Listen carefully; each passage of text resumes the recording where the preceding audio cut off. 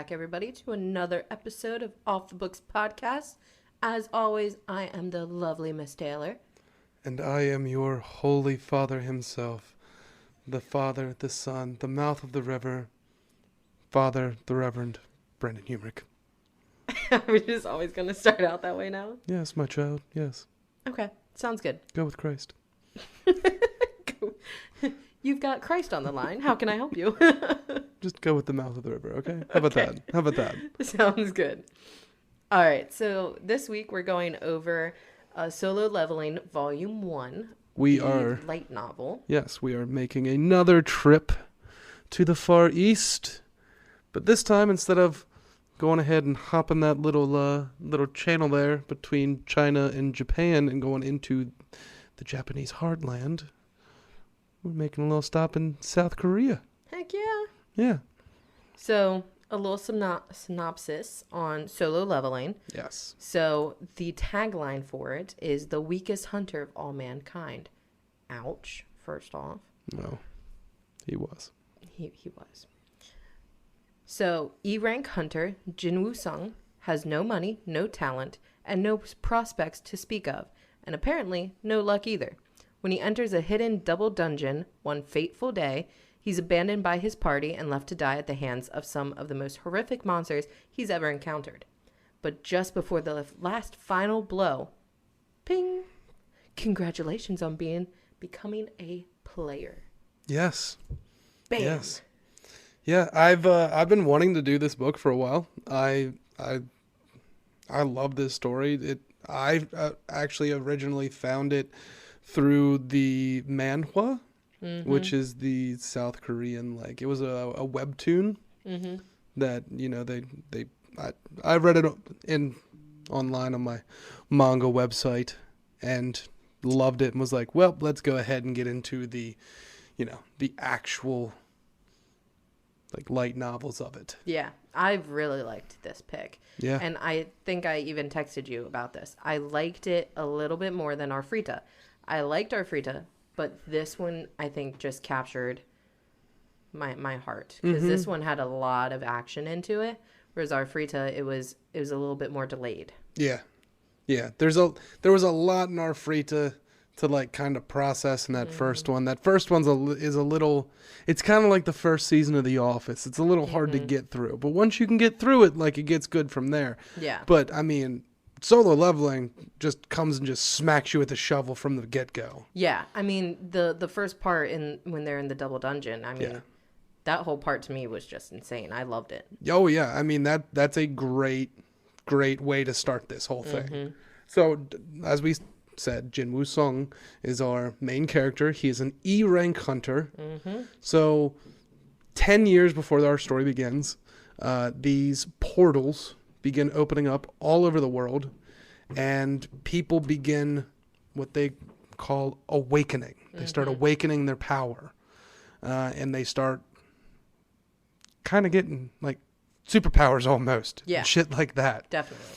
Well, they rank hunters from S-class, which is the top elite most hunters in all the world, all the way down to E-rank. Which doesn't make sense because it's S rank, A rank, B rank, C rank, D rank, and then E rank. Yes. But S is the top. It always is. Confused the hell out of me. I want to say it's because it stands for, like, superior or something that like would that. Make sense. Or special. Yeah. It's a thing within Asian literature and just kind of pop culture with some of the stuff in there. Like, I've noticed it a lot in different animes and mangas and things like that. Like, S is always the top. Like, there's times where even there's, like, double S. Interesting. Things like that. Yeah.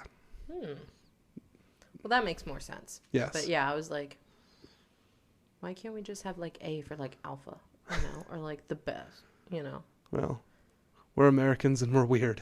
We are weird. That's why everyone thinks they're like, oh, you guys should use the metric system. We're like, no, Imperial is the way to go.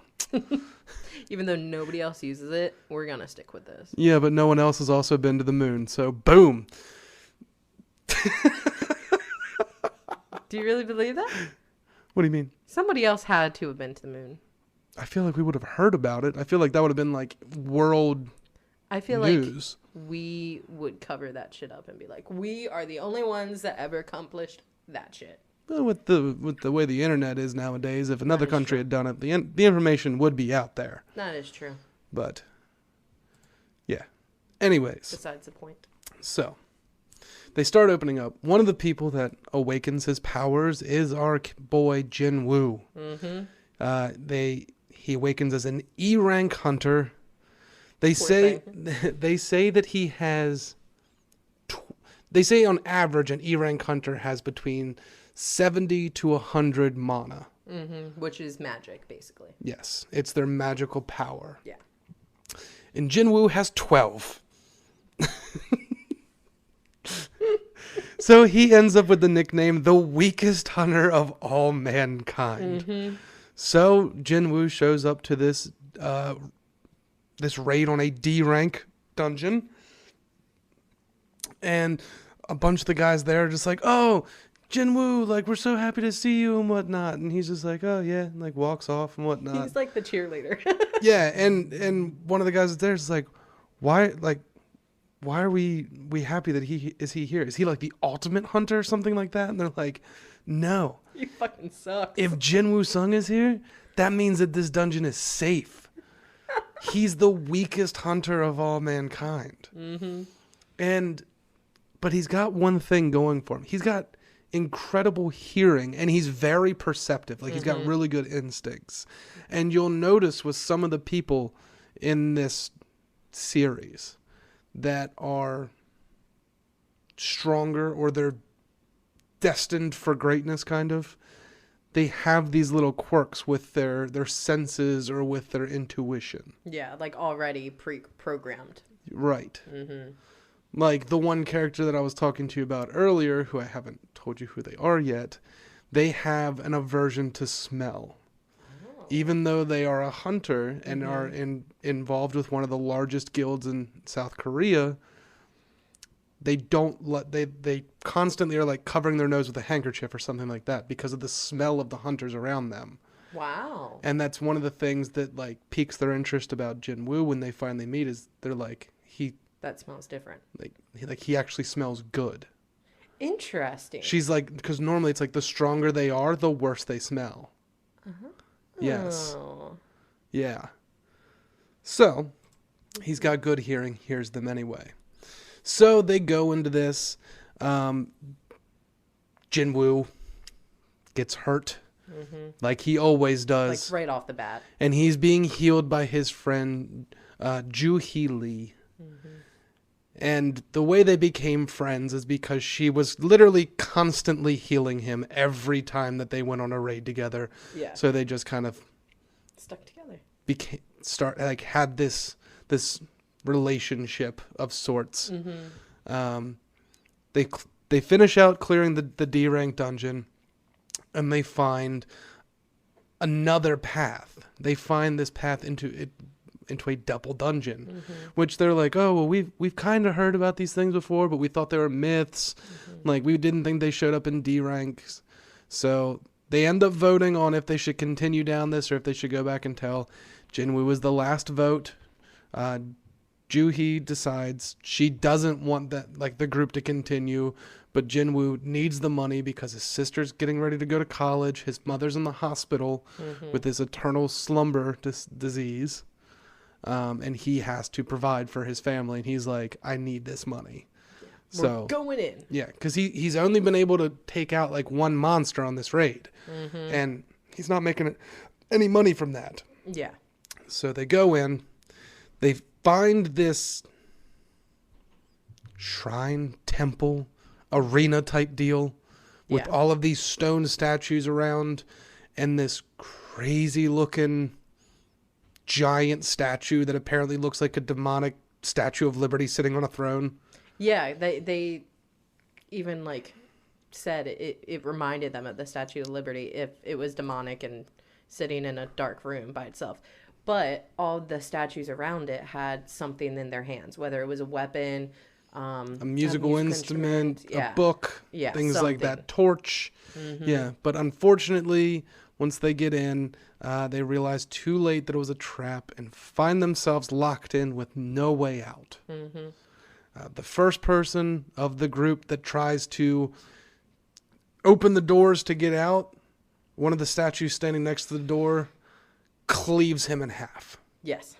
And now there are 16.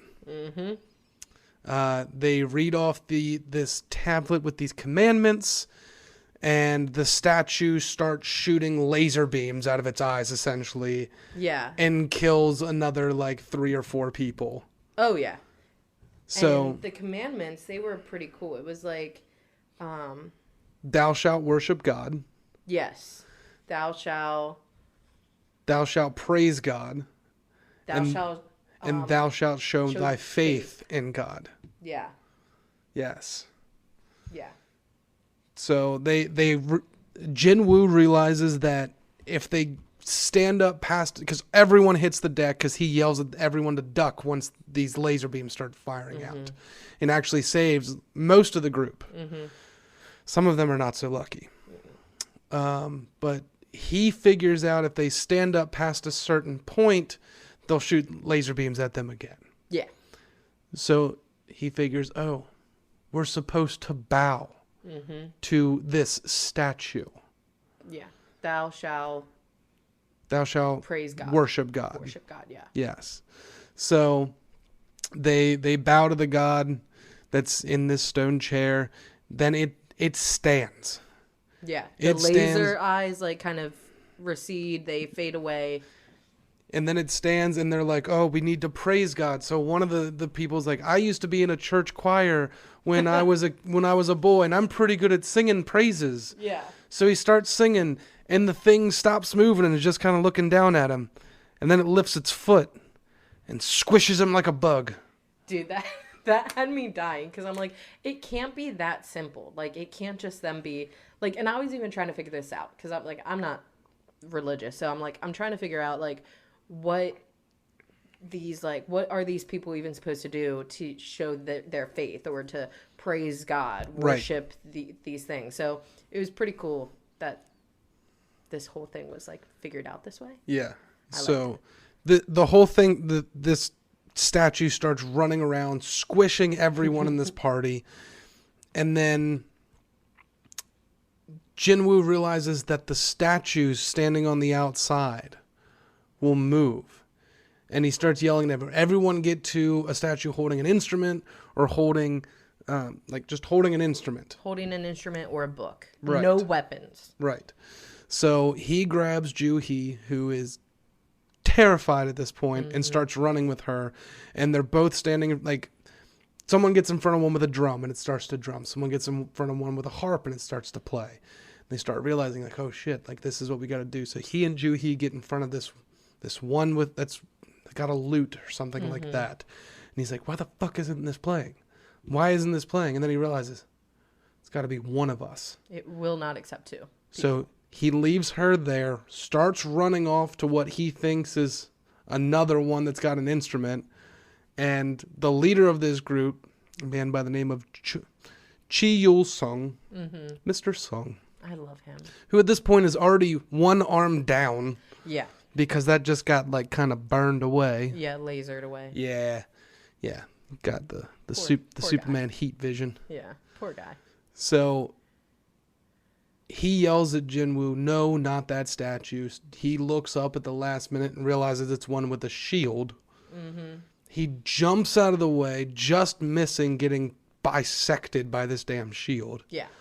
And is trying to run over to this one that he sees that's not holding anything. And he's like, I can't run, my legs, I've just lost all power in my legs. He starts crawling over there and finally gets to it, and it starts singing just as this giant statue of God is getting to him.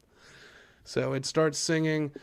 God goes back to the chair, sits down, and everyone starts running over to him, and they're like, oh my God, are you okay? And then they realize Jin-Woo is missing a fucking leg. Yep. His leg was cut off by the damn shield. And he was in so much adrenaline, he just didn't realize. Yeah. There's now, of the 17 that started, there are 6 of them left. Mm-hmm. That's it. So an altar rises out of the center of the room, and they're like, we must have to make some sort of sacrifice here. Mm-hmm. So a couple people in the group start blaming Chi-Yol for going and basically leading them down into this second dungeon, and they say that he needs to go and sacrifice himself, and he's like, you can put your weapons away. It is my fault. It's my responsibility. I will go and do that. Well, he steps on the altar and nothing happens. One flame pops up. So Jin-Woo starts thinking, and he realizes that maybe this isn't for a sacrifice. So he gets someone to help him up, and 2 more flames come on. Everyone comes up, and there's 1 red flame for everyone that's there. And there's blue flames that pop up. And it's 6 minutes per person. Or 6 flames per person, which equates to 1 flame is a minute. Yeah. And when that happens, the statues that are around the room with the weapons start moving towards the altar if they're not being looked at. Yeah. But it's like a sneak attack. But the doors open. Yeah. The doors open. And one of the girls that's left freaks out because Jin-Woo was kind of testing, if I close my eyes and they move forward, we've got to be watching them. He figures that out. It freaks the fuck out of this person. They run out of the room. Yeah. And everyone's like, wait, they got out safely. Yeah. They're gone. They're fine. Everything's good. What the hell? But the doors closed just a little bit. And they're like, well, what happens when all the flames burn out and shit like that? Maybe the doors close and we've trapped in here forever. Yeah.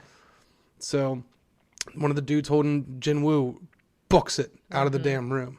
And Jin-Woo is even saying, look, guys, if we just keep if we keep in a circle, all facing out, and we keep looking at these things, and as the blue flame starts counting down, as long as we're here and we can stay here for this allotted time, we should be able to leave safely. Because then we showed that we trust God enough to... We have enough faith that we are going to be protected. Exactly. Yes. Yeah. Yes. So... But nobody gets it. No one gets it. Basically, everyone runs out of the room except for Joo-hee, Chi-Yol, and Jin-Woo.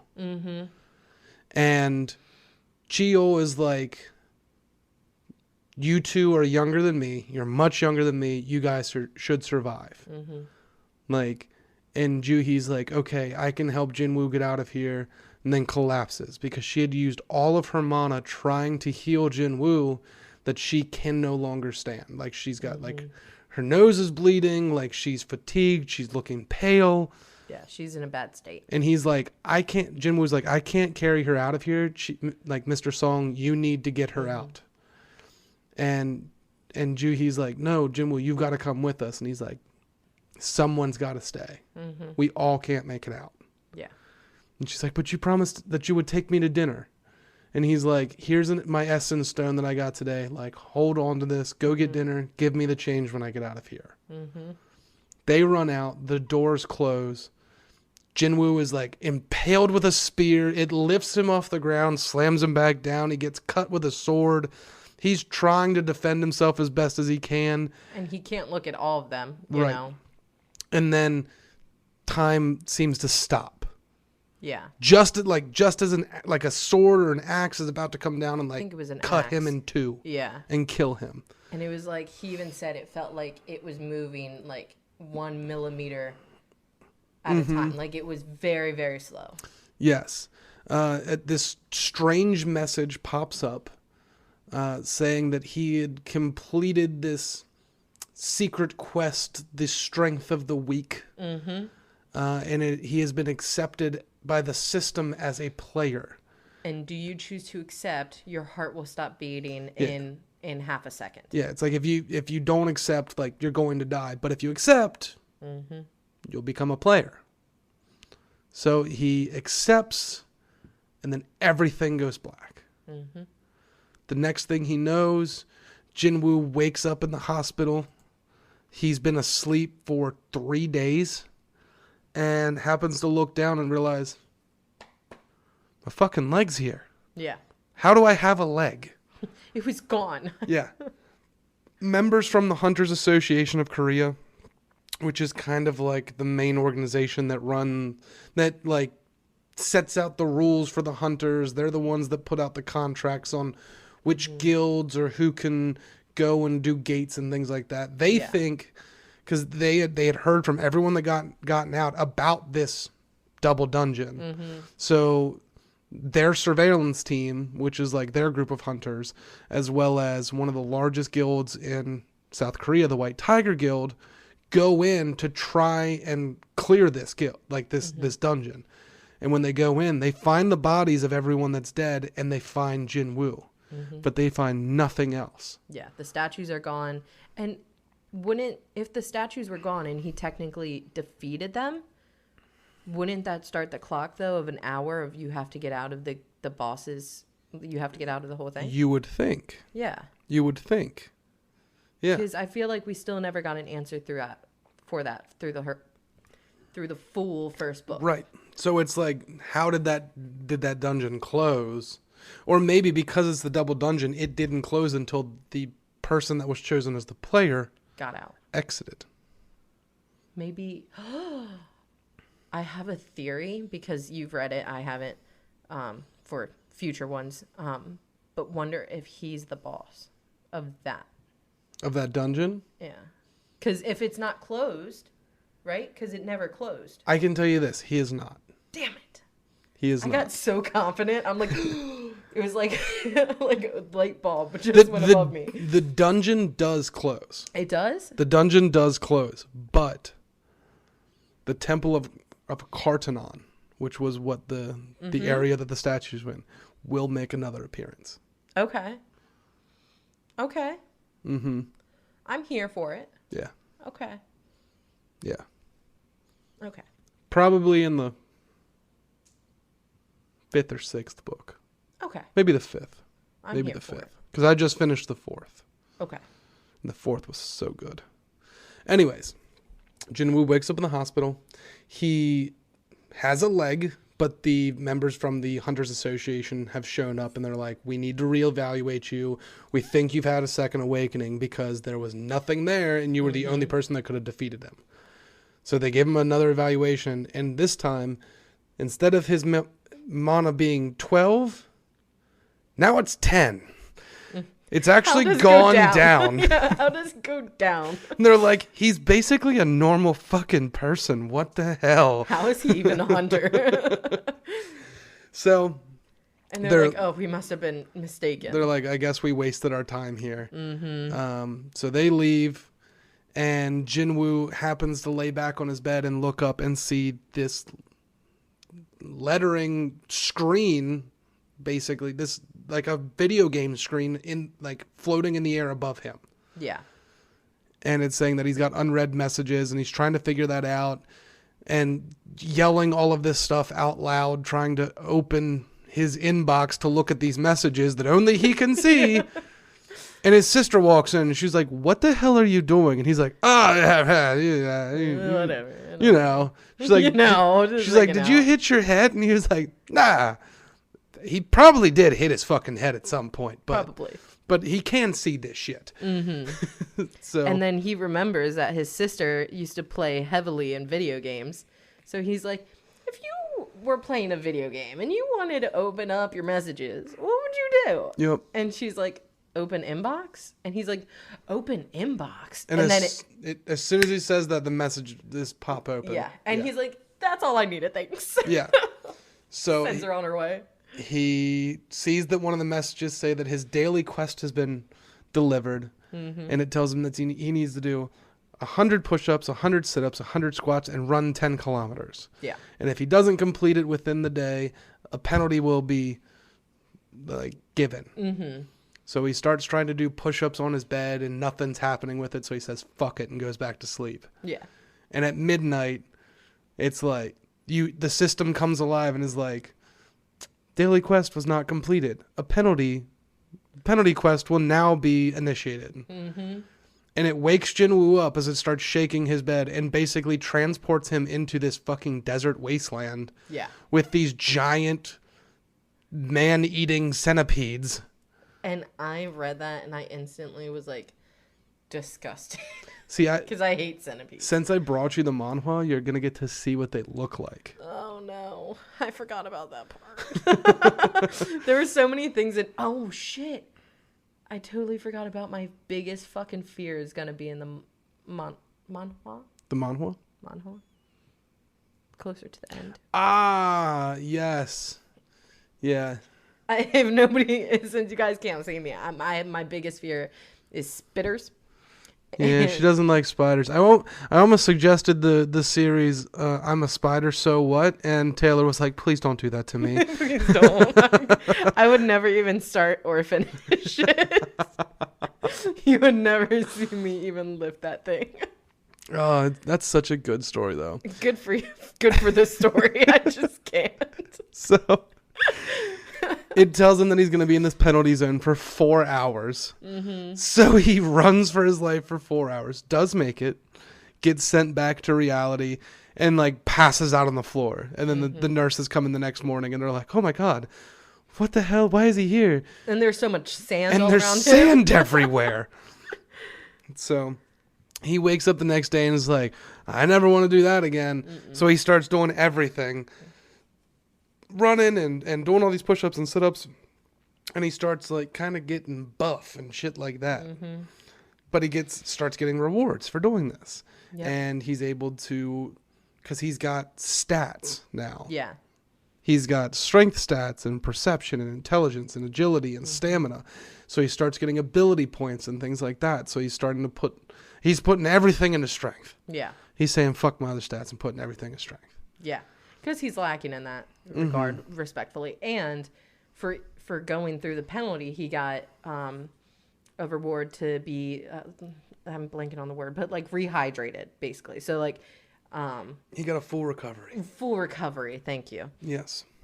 So I thought that was interesting too. Like, and then after he completes the daily quests, he gets full recovery. So then he feels great. If I could he feels do that, invigorated. Yeah, if I could fucking do that after like the gym or whatever, I would be so skinny. Like being like, could you imagine like if you know you're gonna go on a run and you're like this is gonna be a bunch of shit. I hate this.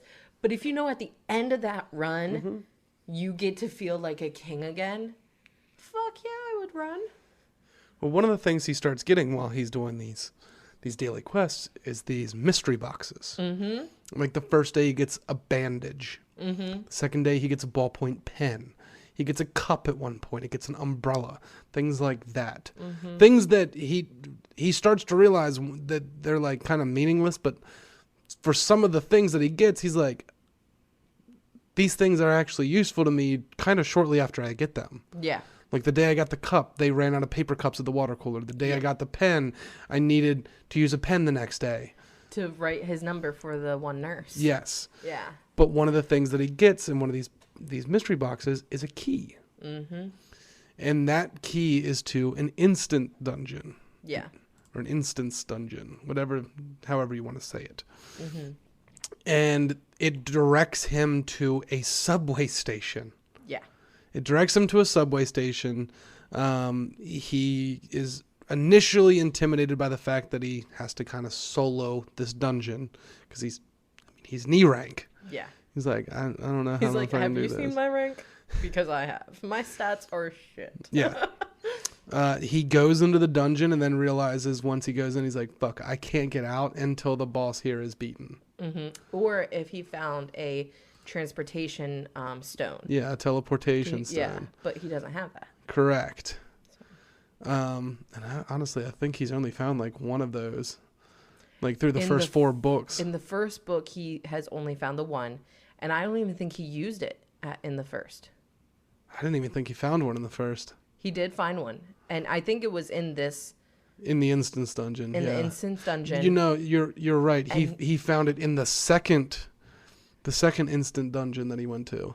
Yes, but in the tower.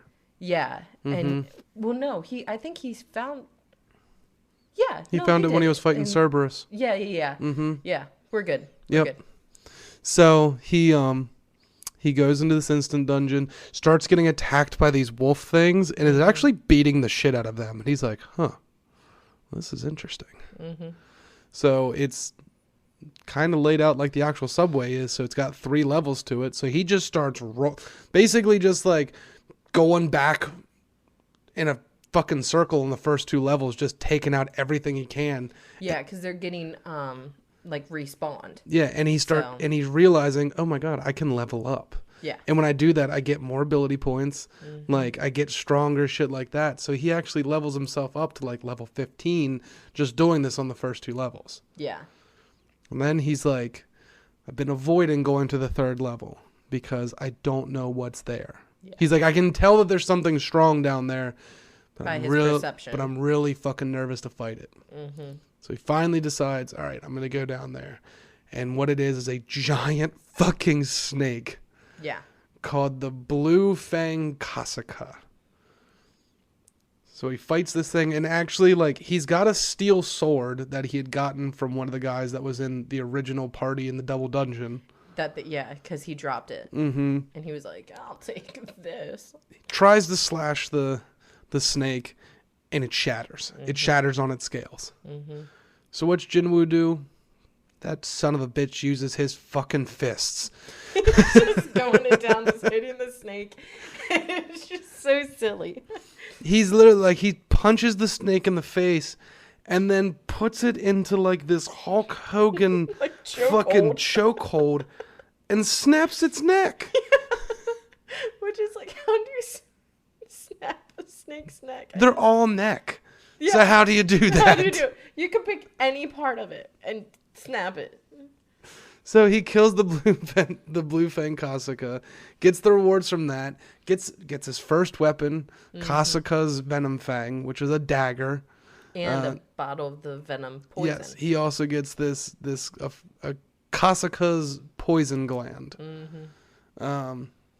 which with that the poison gland, if he were to drink it, it will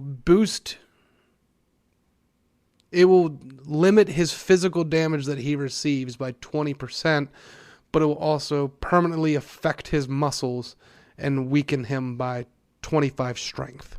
Yeah. And he's like, well, maybe one day. Yeah, I'll use that. I'll use that when I can afford to lose that kind of strength. Mm-hmm. So everything resets back to normal. It's a normal subway station. He's just standing there on a platform kind of looking around like, huh. Where are the people? Which, when he said that, I was thinking, I was like, what would those people, if there was people there, what would they have done if this dude just randomly fucking popped into existence? Yeah, just shows up out of nowhere. Yeah. Hey, everyone. Like, with a broken sword in his hand. Exactly. And tattered clothing because he'd been fighting shit for the last 4 hours. I honestly don't think people would be that surprised based on this world because everybody knows about hunters. It's not like he's discovered something crazy hunter-wise. I mean, hunter-wise, yes, but like it's not like he's the first hunter. You know what I mean? Right, but normally with these dungeons, there's a set exit and entrance. Yes. Like it's the same thing. Like you see the entrance, you walk through it, then you walk back out, and people will see that happening. Yeah. People aren't just popping into existence. That is true. But when he's looking around and notices nobody's around, that's when one of the police come up and he's like, "What are you doing down here? We've cleared this whole." He's like, "Haven't you been watching the news?" And he's like, "No, nah, not at all. Can you tell me what's going on?" And he's like, "Are you a hunter?"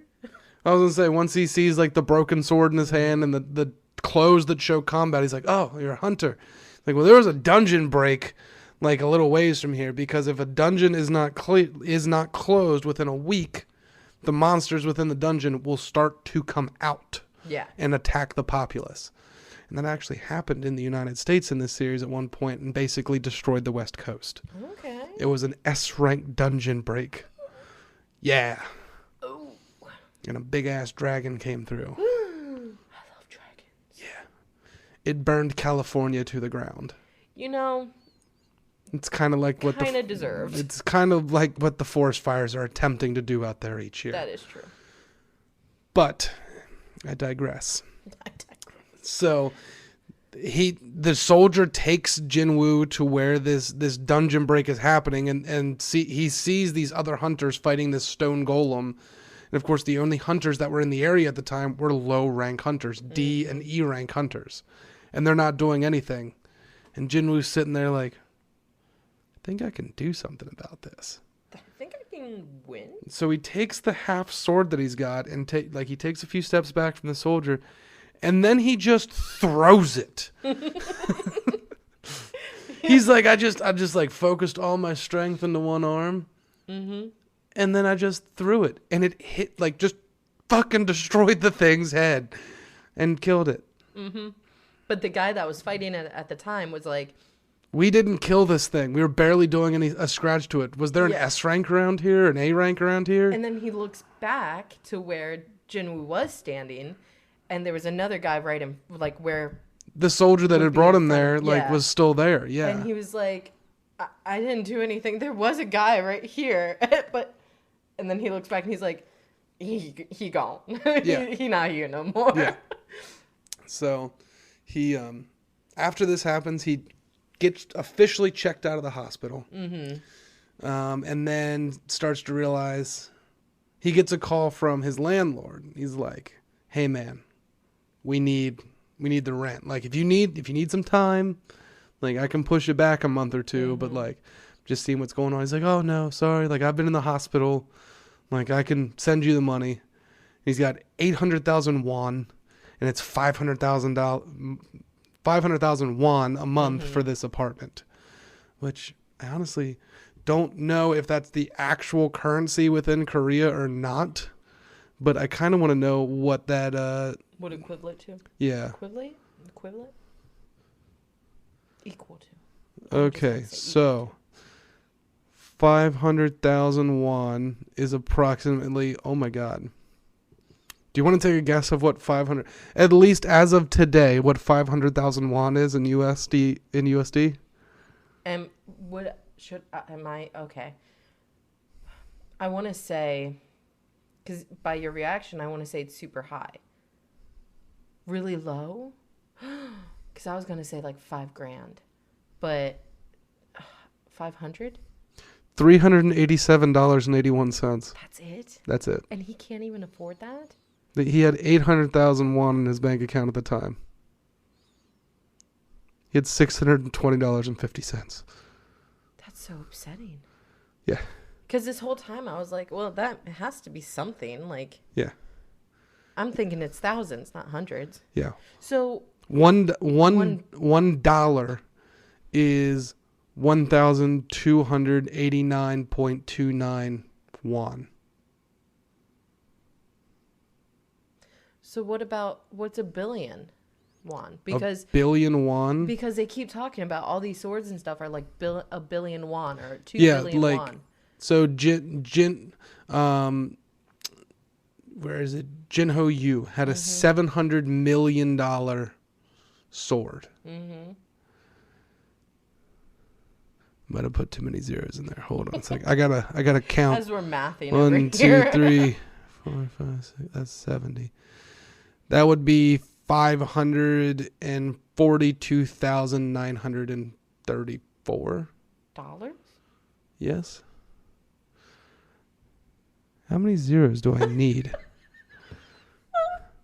No, I've got the right. I got the right amount of zeros. If you guys could see his face right now, one eye got really small, the other one got really big. Just kind of like, Gaga. How many zeros are in 700 million? 8. 8 zeros are in 700. Yeah.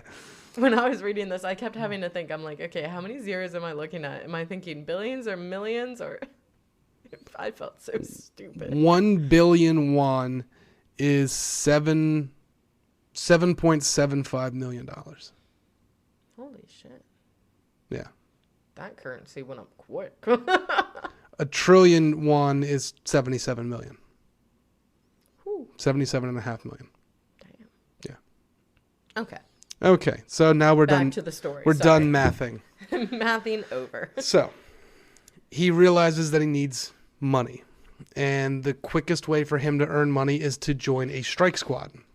So what he had been doing to this point is had been working for the association, doing these D and E rank dungeons. He decides he's going to freelance and join this strike squad. And he actually sees a listing on the Hunters forum for a strike squad looking for 2 temporary employees. Doesn't matter what their rank is, but they need them to work that day. Yeah. So Jin-Woo calls him up, talks to a man by the name of Dong-Suk Hwang. Dong-Suk Hwang. And he's like, you're an E rank? That's cool. You can come. We will pay you 2 million won just to show up. Just to help us meet quota. But he also said, we will pay you 2 million won, but you are not allowed to have any of the profits of what we find in there. So any of the essence stones or any mana things. It was only the essence stones. Oh, that's yeah. It was only the essence stones. So he goes there, meets Dong-Suk and his strike squad of these 7 other guys, and then meets the other temp, which is a newbie D-rank hunter named Jin-Ho. I love Jin-Ho. I love Jin-Ho. Because he almost immediately becomes Jin-Woo's little brother, basically. 100%. At first he became the bag boy, the guy that carried his bags, kind of like Kevin Hart in Jumanji with The Rock. Yeah. But then there was more of a relationship behind that, which I really appreciated. Yeah. So they go into this dungeon. Jin-Woo actually helps them in the beginning, telling them that there's bugs coming from the ceiling because they can't see anything. So the strike squad beats all the bugs and whatnot. Jin-Ho doesn't fight anyone. Hi, Agatha. Our mascot's here. Our mascot. I'm going under the table where is she? Yeah. Oh, there she is. And they get to the boss's lair. And they find this wall that is nothing but mana stones. And the one dude's like, there's so many mana stones here. If we mine all of these between the 9 of us, because they're like, oh, Jin-Woo signed this contract that no essence stones for him. They're like, the 9 of us splitting it 9 ways, we can all make over 10 million won. And Jin-Ho looks at Jin-Woo and is like, let me see your contract. And he's like, what are you talking about? And he's like, let me see your, I know the law, inside and out. Let me see your contract. So Jin-Ho goes to the other guys and he's like, look, in this contract that you guys made Jin-Woo sign, there's nothing that says anything about mana stones. So he is entitled to profits from this. Yeah. And they kind of glower at him, but Dong-Suk's like, oh, no. You're right. We'll split the profit with him. And they see this fucking giant spider the size of a house. Can we just call it spitter or something? Because I just can't. So they see this 8-legged freak. I feel like that's worse, but okay. I have such a fear, people. It's not even real. It is real, but I'm terrified. So, I couldn't go to bed after reading this part because I was so scared that I would have a nightmare about this thing. So I'm just crying. It's fine. Agatha, leave the cord alone. Sorry, I'm taking your toy from you. Leave that cord alone too. What are you, Bitsy now? Yeah. Good Lord. Anyway. She's learning bad She's habits. looking at me so sad. You took my toy. Come here, girl. Yeah, so Dong-Suk looks at Jin-Woo and Jin-Ho and is like, oh, well, we left the stuff to mine the mana stones out in our car. So we're going to go out there. And while this has been going on, Jin-Woo has kind of been very suspicious of these 8 guys because he's like, they're going into a C-rank dungeon. There's no healers in this team. There's 8 of them. this team's been together for a while, but they've never gotten another 2 permanent members. Yeah. And he remembers this older dude that he used to go do these dungeons with when he was first joining first becoming a hunter, named Mr. O. And he would always tell him, beware of the lizards. Yeah. Beware of the lizards. And because a lizard, when they get into danger, will cut off their tail. Yeah, they'll cut off their own tail to save themselves. He realizes Jin-Ho and himself are the tail. Mm-hmm. So they're like, Dong-suk's like, oh, well, we're going to go get this stuff and like grab a smoke while we're out there. And I need to talk to my team about something anyway. And Jin-Woo's like, they're not even fucking trying to hide it now. Yeah. It's So being so obvious that they're like ready to kill them. And Jin-Ho's like, you're just going to leave us in here with the boss? What if it wakes up? Oh, it won't wake up. Look, it's asleep. Like, we're talking this loud and it won't even wake up. And Jin-Woo sees one of the guys in the strike squad, like, kind of put his hand on his sword, like, I'm going to have to kill this kid right now. Yeah. And Jin-Woo's like, nope, no problem. We'll stay here. That's fine. Yep. So they stay there. Dong-suk and his team trap them in there by collapsing the cave. And then the boss wakes up. And Jin-Ho's like, what do we do? Like, help me try and get out of here. And Jin-Woo's like, nah. I got this. Like, we're not trapped in here with that spider. That spider's trapped in here with me. Mm-hmm. Just like, okay, big dick. I see you. I see you. I like it. I see you. Like, you got some BDE going on right now. Big dick energy. Dude, that should be the caption for this episode. BDE. Hashtag BDE. Big dick energy. That is Jin-Woo through this entire series. It really is, because, I mean, he has a confidence, man. It's just him constantly pulling out this massive penis and just throwing it on the table and being like, I got this shit. I got this. I got this guy. So, Jin-Woo, like, fights the spider. It takes him a little time, but he kills it. He levels up multiple more times from killing it. Gets the spider had actually been eating a bunch of other insects, so he gets an essence stone from the spider, gets all these essence stones from the damn insects, and then Dong-suk and his team come back. And they're like, oh, well, you guys are still alive. Which one of you, like, how did the two of you kill the D rank, like the C rank boss? Yeah. And they're like, well, Jin-Ho, we did some research on you and know that, like, your father owns Yujin Construction, which is like one of the biggest construction firms in Korea and is worth trillions and trillions of won.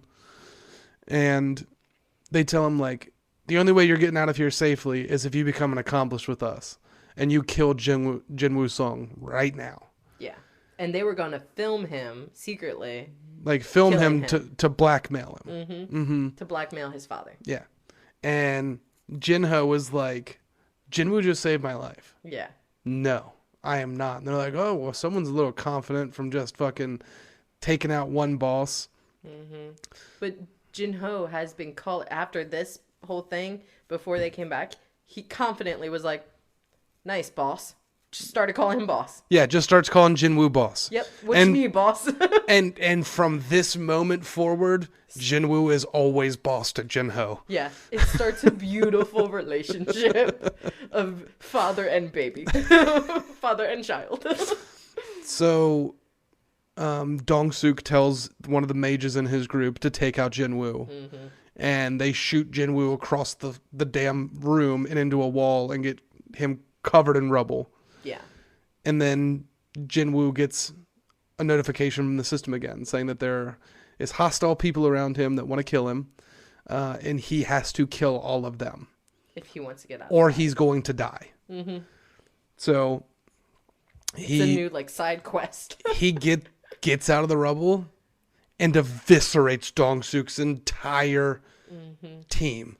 And Jin-Ho's like, oh my God, he's a false ranker. Like, he told me he's an E rank, but he's at least an A rank. Mm-hmm. Like, this is crazy.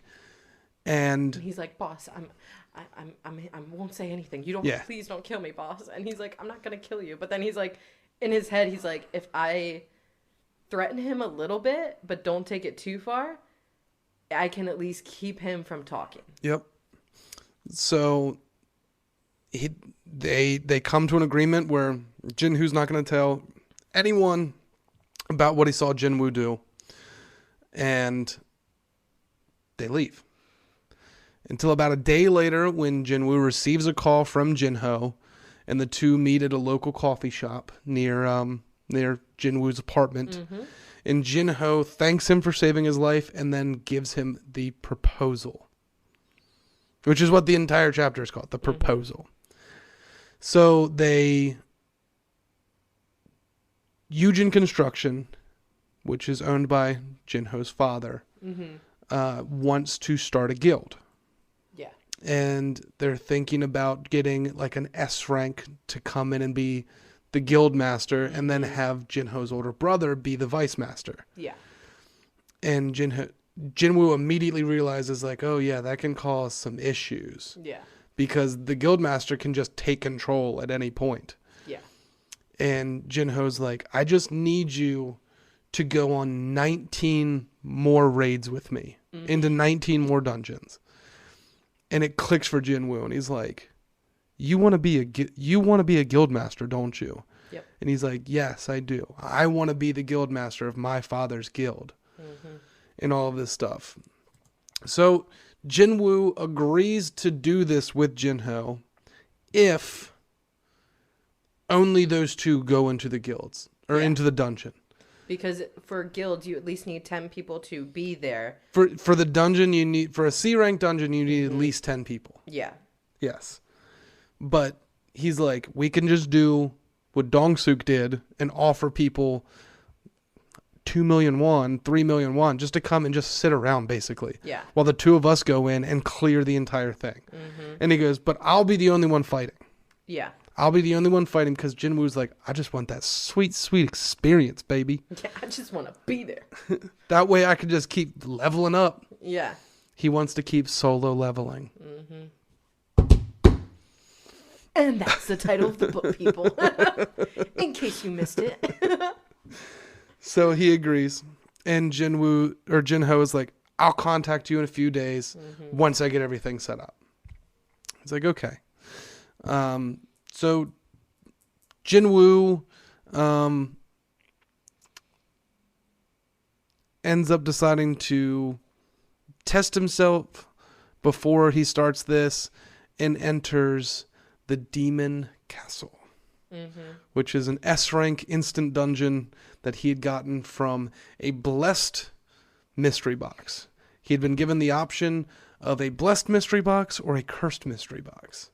The blessed mystery box would give him what he wants, while the cursed mystery box would give him what he needs. And he was like, well, it might give me what I need, but what I might need is a weapon. But he's like, maybe it'll produce a bomb that kills everything in the area, including myself. Yeah. So he's like, I'm just going to go with what I want. Exactly. And it gives him the safe message. It gives him an instance dungeon key for the Demon Castle. So he goes there and he runs into Cerberus, the dungeon's first boss, which is the gatekeeper just to even get into the Demon Castle. But if you know Greek mythology, Cerberus is the gatekeeper to hell. So it's the dog with 3 heads. They have to, they guard the gates of hell. So I thought that was a really cool thing that they put that little tidbit in there. And I think it's interesting that the place he is guarding is the Demon Castle. Agreed. Right. It's like it's like a full circle. So Cerberus starts fucking him up. And where did I lose something here? Oh, never mind. Sorry. Starts fucking him up, and Jin-Woo fights back, and after a struggle, ends up actually beating Cerberus. Yeah. And levels up like another 5 times. And he's like, if this is how hard the gatekeeper was, maybe I shouldn't actually go into the Demon Castle yet. Yeah. But he gets the key, the gate key to get into the demon castle itself and not just the dungeon where the demon castle is. Yeah. So he's like, I'll come back later. And that's where he also gets the transportation. That is where he gets the teleportation stone. Yes. But that can only be used within that dungeon. Yeah. It can't be used anywhere else except within the dungeon for the demon castle. And he gets the collar. He gets the warden's collar. Yes. Which Yeah. But it's invisible. Yeah. So which is probably good because people see him walking around with just a spiked collar on, be like, the fuck? You into some kinky shit. So he leaves the demon castle and goes home, gets hungry and realizes, oh shit, there's nothing in the fridge. So he ends up going to the grocery store where of all of the people that he runs into Chi-Yul-sung. Mm-hmm. And they start talking, and Chi-Yul is like being like, thank you for saving me that day. Thank you for saving all of us. Like, everyone that's there should be grateful to you. Yeah. He's like, by the way, you should probably reach out to Juhi because she came on a raid last week expecting to see you. She hasn't heard from you. Mm-hmm. And he's like, well, I don't have a phone right now because it got fucked up in the last one. I've been waiting for them to send me a new one. Yeah. And then he gets a call. Yeah. So Mr. Song, Chi-Yul. Yeah. He gets a call from the Hunters Association saying that there was a gate that needs to be taken care of nearby. Mm-hmm. And Jin-Woo was like, well, I'm going to come with you. Yeah. So he comes and they show their IDs, and the one person from the Hunters Association that's there is like, oh, like, Jin-Woo Song, I'm glad you're here. I thought you were dipping my calls again. And he's like, nah, I wasn't. That's not what I was doing. And he's like, I did used to do that, though. Back in the day, sometimes I would just turn my phone off if I was too injured. Mm-hmm. And I didn't want to go back in because I was scared. And he said, but he would never miss more than 3. Mm-hmm. So, and Juhi shows up. She is shocked to see that he has 2 legs. Yeah, I think everybody was. And he's like, yeah, I just kind of woke up like this. Yeah. And then she was like, well, an S-rank healer must have healed you because there's no way anybody lower than that could have basically regrown your leg. Yeah. Yeah. So they're sitting there, and then they start hearing cat calling coming.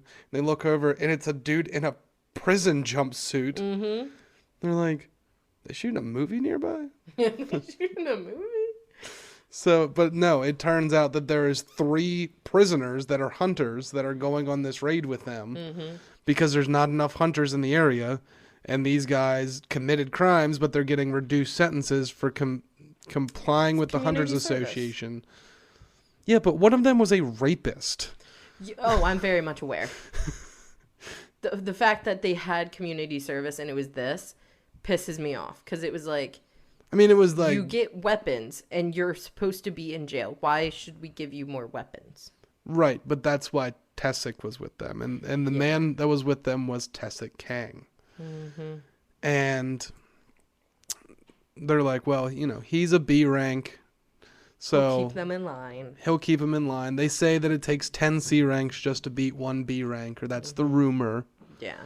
So they start going through this dungeon, and they're fighting goblins and dispatching them. And Jin-Woo kind of looks over the prisoners who are just going hog wild, slaughtering these goblins, and he's like, I really honestly kind of wonder who the monsters are and who the actual like humans are. Mm-hmm.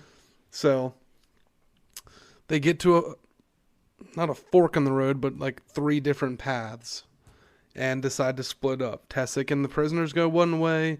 Chi-Yul, Juhi, and Jin-Woo go one way, and then the other 2 hunters that were with them go down the 3rd path. Mm-hmm. As Chi-Yul and Juhi and Jin-Woo are going down their path, they start hearing screaming, so they go back. They find Tessik covered in blood, saying that the prisoners tried to kill him, and that they're still around, so they need to be careful. Juhi runs over to try and heal him, since she's a B-rank healer, and he tries to attack her. Yeah. And is stopped by Jin-Woo. Mm-hmm. And he's like, how I'm a B rank. Yeah. How was I stopped? Yeah. This is pathetic. So he ends up being able to break free of Jin-Woo's grip. And he's like, who even are you? And he's like, I'm Jin-Woo Sung. I'm an E rank. He's like, you fucking low grade trash. Like, you think you can hold a candle to me? And they start to fight. And Jin-Woo is holding his own with Tessic. Yep. Even though Tessic is a high ranked B rank hunter. Mm-hmm. And then he pulls out his secret weapon. Tessic uses stealth. Goes invisible. For like 2 seconds. Yeah. And tries to go ahead and do a little stabby stab, pokey poke in Jin-Woo's back. And Jin-Woo's like, I got high perception stats. Shing. And blocks it. Jin-Woo ends up actually unlocking another skill called Fatal Strike. Mm-hmm. Fucking kills Tessic. Mm-hmm. And Tessic whispers something to him as he dies. Well, Jin-Woo then looks at Chio and Ju-hee and is like, you guys need to get out of here. I'm going to look for more survivors. Like, see if anyone's still alive. Yeah. Those two go. He finds the bodies of everyone else except for the dude that was catcalling Ju-hee earlier, who we find out is a rapist. Mm-hmm. And actually someone had paid Tessic to kill these prisoners. Yeah. Which, I mean, in theory, he was doing a good deed. Mm-hmm. But don't hide it and try to kill the other people that did nothing wrong. Well, he says that one of the reasons he gets scouted by large guilds all the time, but one of the reasons he stays with the Hunters Association on their surveillance team is because he enjoys fighting people more than he enjoys fighting monsters. Yeah. And every once in a while, you know, something can kind of happen, and maybe one of those hunters he has to fight gets killed. Mm-hmm. And that's kind of what he likes to do. Yeah. But after fighting an awakened hunter like Jin-Woo, or during that fight with him, he's like, I'm going to have to ask this sumbitch for more money. Mm-hmm. This ain't worth my fucking time dealing with this bullshit. Yeah, it should be easy. He never gets that money anyway because Jin-Woo fucking nerfed his ass. Which is due... what's the word? Process? No, it's due... Like, it was due to come. Bound to happen. Bound to happen. Yeah. It's late. I'm exhausted. My brain doesn't work anymore. Well, it's okay. Still works better than your sister's does sometimes. It is true. I really kind of feel like we should tell the people what she said last week, but I'll leave that out of it for right now. We should. Oh, but even I just looked right here. Apparently, the building that he was offered that was worth 30 billion won is worth 26 million USD. Wow. At least at the time of this being written. Interesting. Yeah. All right. Anyways. Proceed. So maybe I was reading that number earlier wrong. We'll figure it out. I don't know. Anyway, well, that might have been 1 trillion. Anyways. Jin-Woo finds the prisoner that was the rapist, who Tessic was saving for last because he was supposed to make that dude's death long and painful. Goes into the boss's room. It's a bunch of hobgoblins. He just takes the dude and just chucks him on in there, and he's like... Drags him behind him and then... It was basically like he walked out onto the porch of his ranch out in Montana with the triangle thing. It's just like, dinner's ready, y'all. Dinner's here. Come get it. He's just like, pizza's here. Come on. It's free delivery. It's not delivery. It's DiGiorno. Well, I was going to say it's Jin-Woo Sung, but okay. We should be definitely sponsored by DiGiorno. For no reason. I've eaten enough of it in my life. Anyway, he throws him in there, they devour him, and then Jin-Woo just very easily kills all the hobgoblins in there. Literally waits until some of the last moment possible to get out of there. Mm-hmm. Gets out of there. The people from the association show up and they're like, what happened? And they explain it. And Chio tells the association that it was him and Joo-hee that killed Taesik. And Jin-Woo's like, why did you lie to them? And he's like, I feel like you have a reason that you're hiding your power right now. And you've done so much for me that I felt like this was my way to give back to you. Yeah. Which is, again, another reason, an example of why I love this man. Yeah, Mr. Song's a good person. He's a great person, Yeah. and I love him. Yeah. I just want to hold him close and keep him safe. Yeah. Him and his one arm. Yes. Yeah. I bet he would still give the greatest hugs. He probably does. Probably. Yeah. Especially because his magic affinity is fire, so I bet he's warm. Yeah. Yeah. Anyway. I would love them. So that happens. They get done with that, and then Jin-Woo starts to do these raids with Jin-Ho. Mm-hmm. And they show up to the first one, and Jin-Woo's like, this was a gaggle of people that were showing up. He was like, there was a teenage girl. Mm-hmm. There was someone that looked like they were supposed to be in the hospital. One of them was drunk. He was like, this one's an alcoholic. He was like, these are down on their luck hunters that are just looking for a payday. Yeah. So Jin-Ho, as the leader of the strike squad, tells everyone, you guys aren't going into this dungeon. Just the two of us are. You guys just need to hang out here. He had paid all of them 3 million won each. Yeah. To come on this. And just be quiet. So, like, those two go into the dungeon, and the other 8 people are like, well, this kind of sucks. Like, those guys are going to get, like, fucked up pretty fucking, like, fast. Yeah, they're gonna be killed, and we're just going to sit out here like idiots. Yeah. And they're like, well, damn, like, I really wish we could do the other 18 raids after this and get 3 million won each time. Mm-hmm. So they're sitting out there just kind of bullshitting.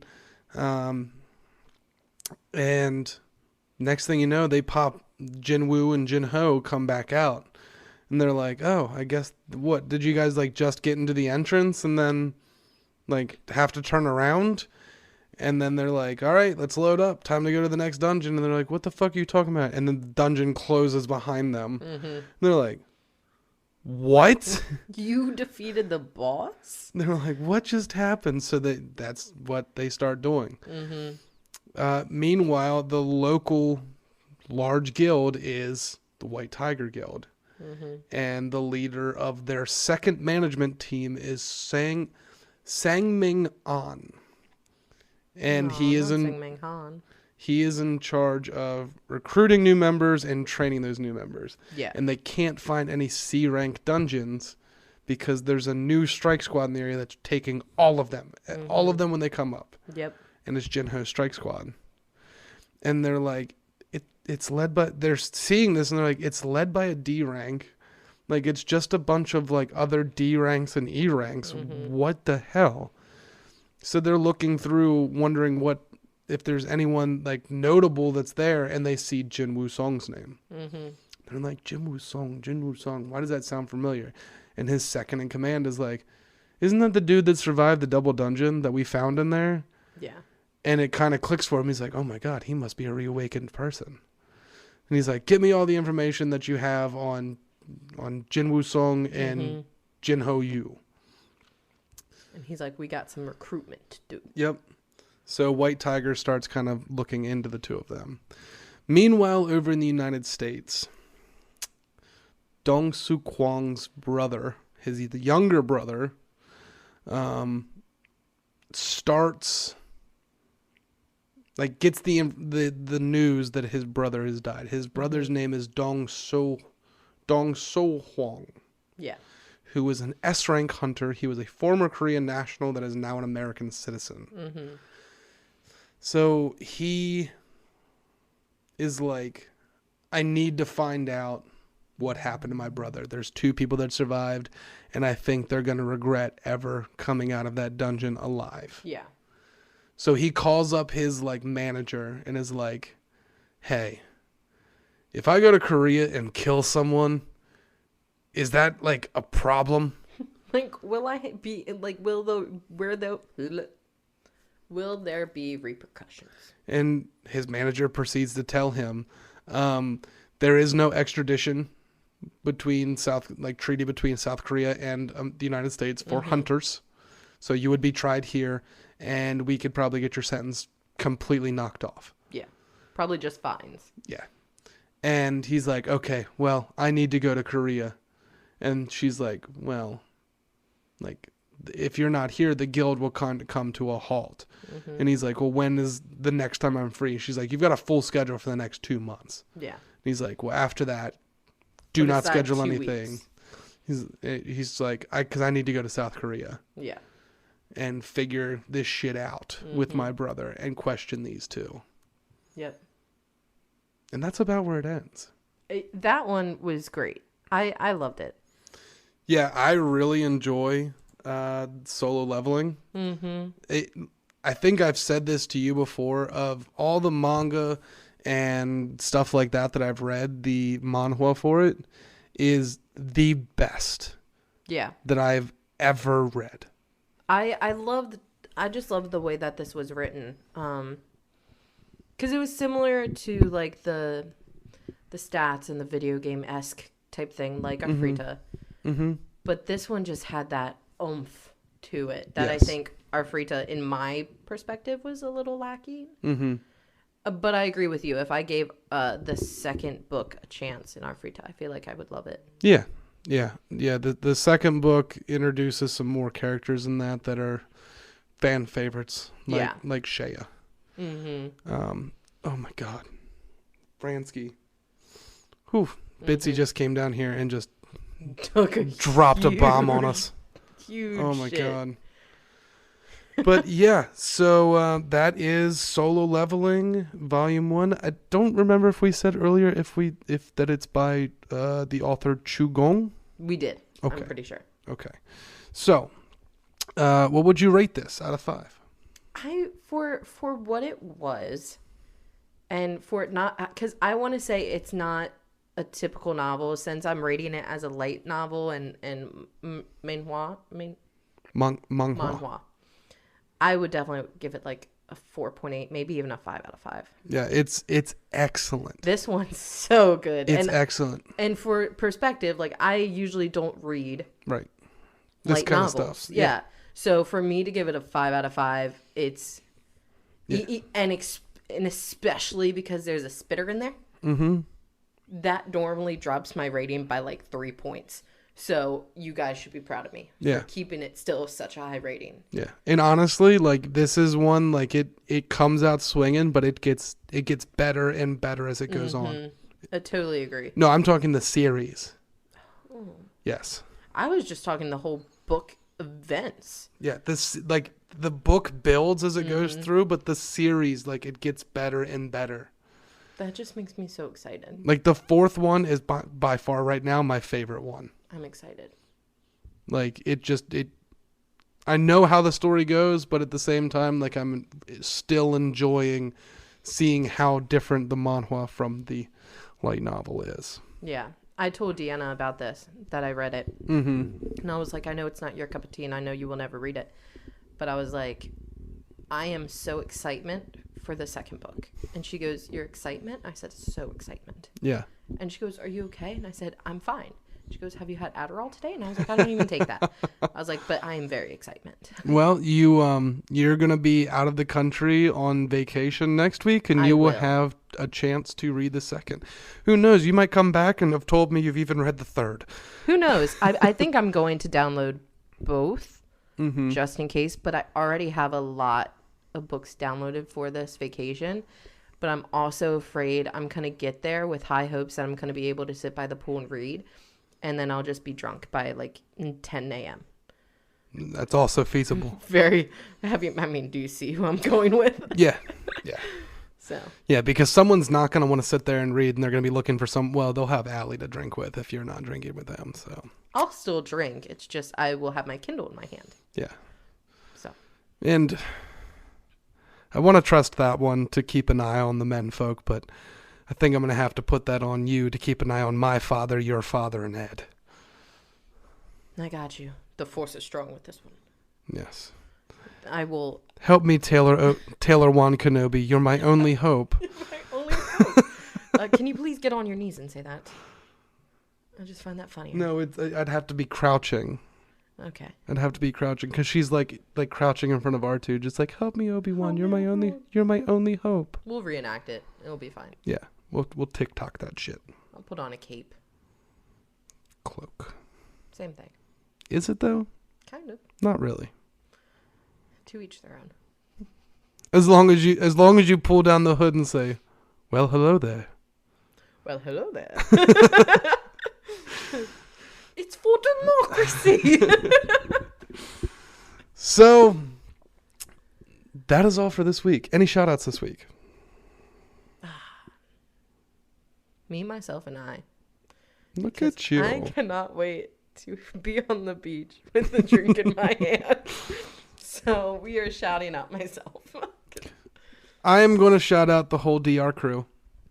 That was a good one. I was very selfish. Next week, Taylor, Danielle, your parents, my parents, some of our friends, not me, are going to the Dominican Republic, and I hope all of you have a fantastic time. I appreciate that beat. We will, half of the Off the Books podcast will be missing their half. Yes. You know, it will be able to, I mean, we're besties. So next week we will unfortunately not have an episode coming out. No, but we tried to do 2 this week, but my work kind of fucked that up. Yeah, so. My work also kind of fucked that up. But I think we've got, and I don't want to tell them about this yet, but I think we've got a little something special planned for. I was going to just say it, so I'm so glad you said that. I want to surprise them with it. We've got a little something special planned for when everyone comes back. So look for that at the beginning of not this week coming up, but the following week, because I think that's going to be like, yeah, expect it around the 4th of July. Yeah, we will have 2 episodes come out that week. Yeah, one in the beginning of the week, one in the end of the week, but we're gonna have a little something special come out at the beginning of the week. I'm very excited for it. I hope everybody else is too. Me too. Yeah, me too. It'll be a good time.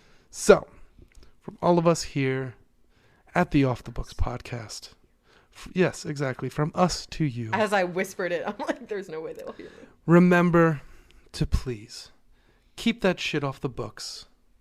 Follow us on Instagram at the Off the Books podcast. Like us on Facebook at the Off the Books podcast.